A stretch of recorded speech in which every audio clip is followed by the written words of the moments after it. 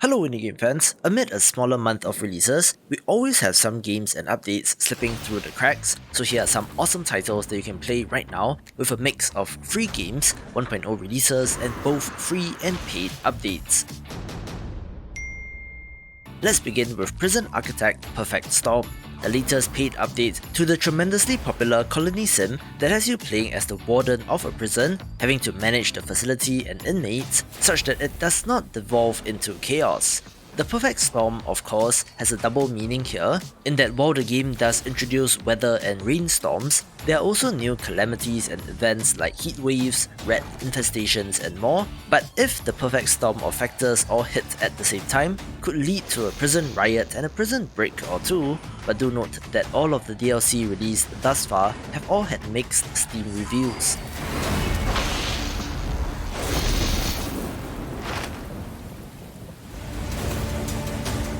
I wasn't quite sold on Alder Forge when I came across it, but to find out that it is being made by a solo developer does put things into perspective for this JRPG title. It is set in quite a classic JRPG world where there are various kingdoms and duchies all vying for dominance, so the political intrigue, alliances and betrayals sets the scene, with something darker and more sinister lurking in the shadows threatening 2 centuries of peace. I think that it looks pretty alright, in line with some modern indie JRPGs, so as someone who has a soft spot for this genre, of course I had to give it a mention.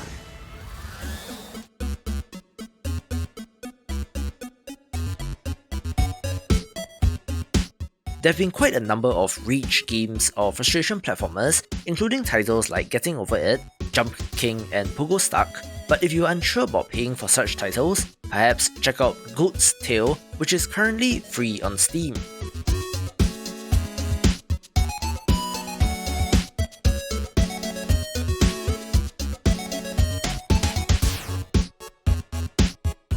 This looks more similar to Jump King, where you're playing as a jumping goat trying to get to the top of the mountain, but one wrong step and it's all the way down for you, so experience the joy and frustration of this subgenre if you have not.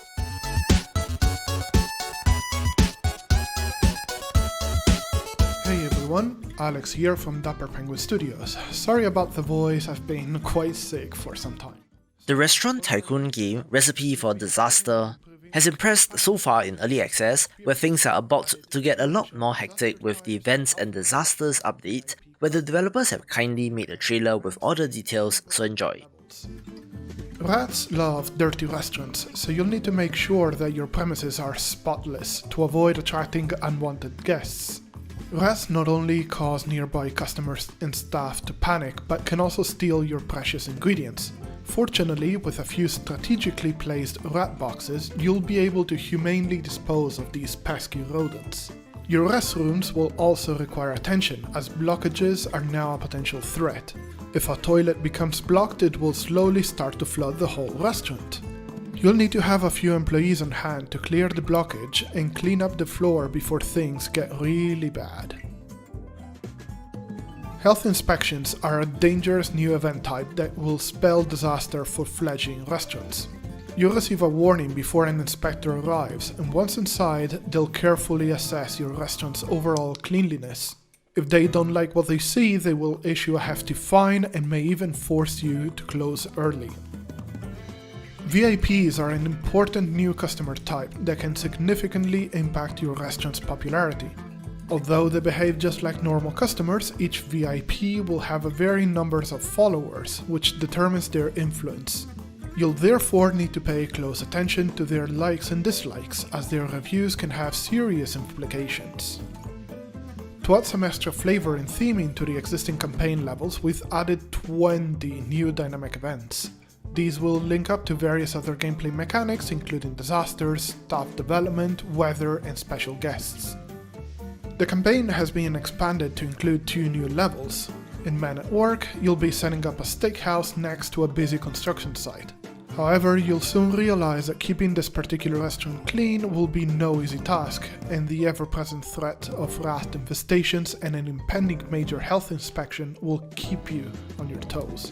To celebrate the new lunar year, we've created Dragon Rising.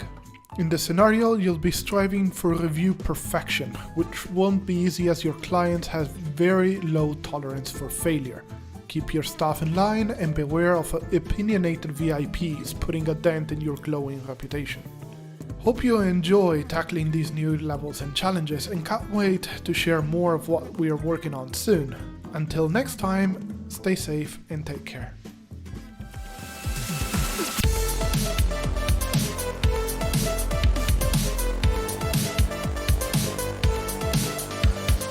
This next title is an interesting one since the developer of Do Reiterate did reach out to me, being a precision platformer title which is filled with all sorts of hazards and traps.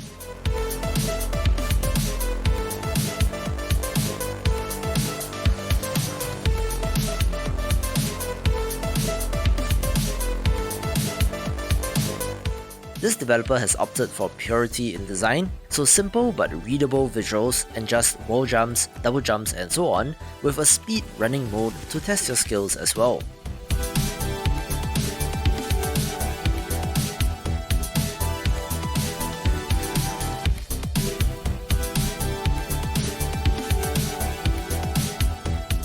Interestingly, this developer also has a YouTube channel named Let's Talk Game Design, so if you are a developer yourself or are curious about game development, I would check it out.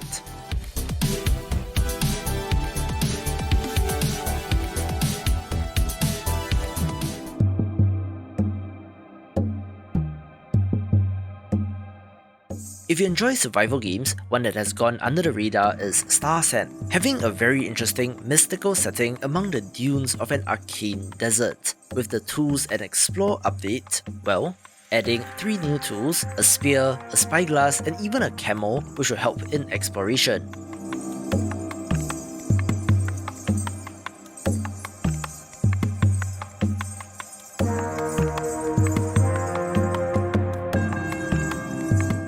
It is a little rough in that survival game fashion and still has a ways to go, but if you're a fan of this genre and are not familiar with this, be sure to check out this hidden gem.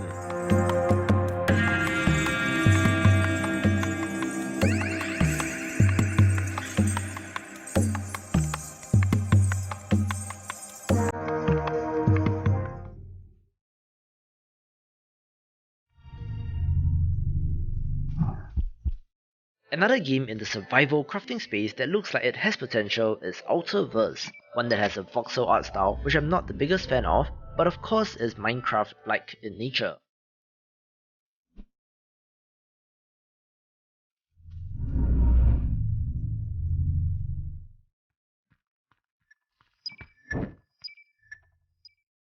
This is an automation and crafting focused title, but where it gets more interesting is that it is quest driven and has massive bosses to battle, so there are bits of everything from Valheim to Satisfactory in this game.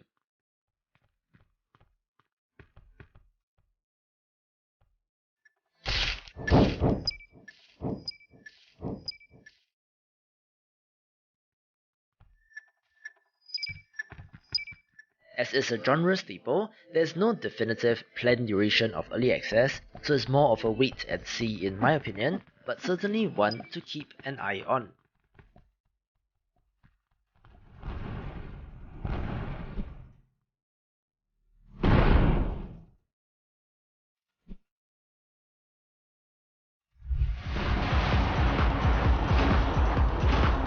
A smaller but impressive roguelite platformer chugging along in early access is Orbital Bullet, one with a twist of having 360 degrees levels that loop around, which just released the upcycling update.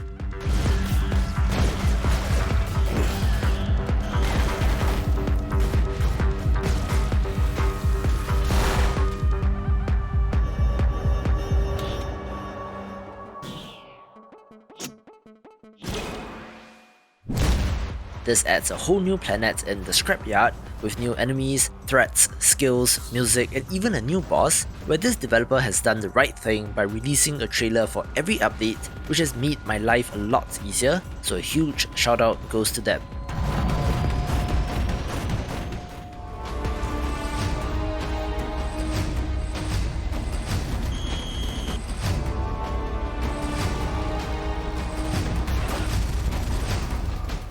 Yes, while Easy Red 2 is yet another World War II shooter, it is impressive how a very small team can get some traction in a very crowded space.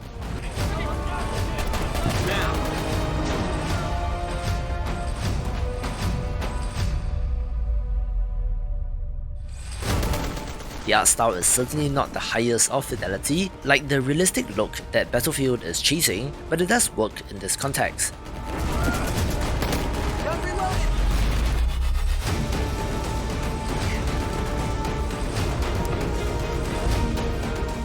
This is the 1.0 release after 1 year plus in early access, but the developer has promised that this is not the end of support, with frequent updates, a Stalingrad DLC, and even a Switch version in the works.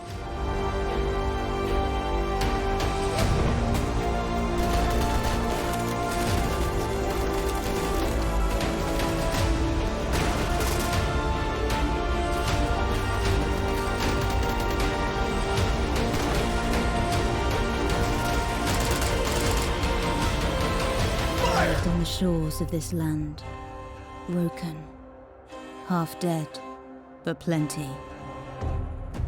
We rebuilt our settlements, tended our wounds.